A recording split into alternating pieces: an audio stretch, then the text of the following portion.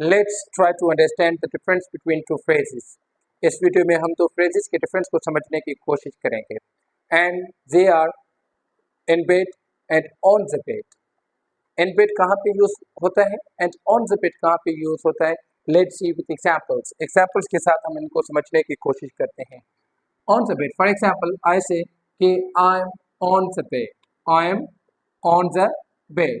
अब on the bed अब मैं कहाँ पे use करूँगा? Whenever I am on top of the covers, on top of the covers. जब भी मैं covers के ऊपर लेटा हुआ हूँ, bed पे there are covers, उनके ऊपर हूँ तो मैं क्या use करूँगा कि I am on the bed. अब covers का मतलब क्या है? The covers refer to bed sheets, blankets, quilts. These all are the covers. Sindhi में covers छा हूंदा जेके असांजी bed sheets हूंदियूं आहिनि, कंबल हूंदा आहिनि, सवरियूं या जेके भी रिलियूं आहिनि या Ajrak, they are the covers that we use in our bed. ये covers होते हैं जो हम अपने बेड में यूज करते हैं.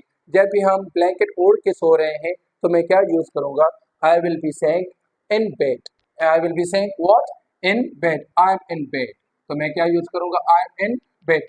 Whenever I am in the blanket. जब भी मैं ब्लैंकेट ओढ़ के सो रहा हूँ या कोई भी शीट या कोई भी क्विल्ट वगैरह या कोई भी चादर ओढ़ के मैं बेड पे सो रहा हूँ तो आई विल बी सेइंग कि I am in bed. I am in bed.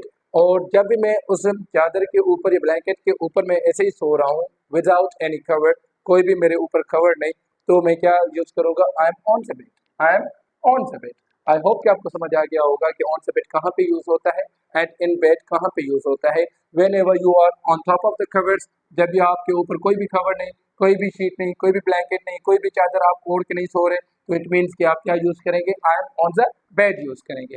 And whenever you are under the covers, जब भी आप क्या है? Under the covers, under your blanket वगैरह या कोई भी चादर आप ओढ़ के सो रहे हो तो आप क्या यूज करते हो? I am in bed. I hope कि आपको समझ आ गया होगा. Follow me for more interesting and informative videos. Thank you so much. Allah.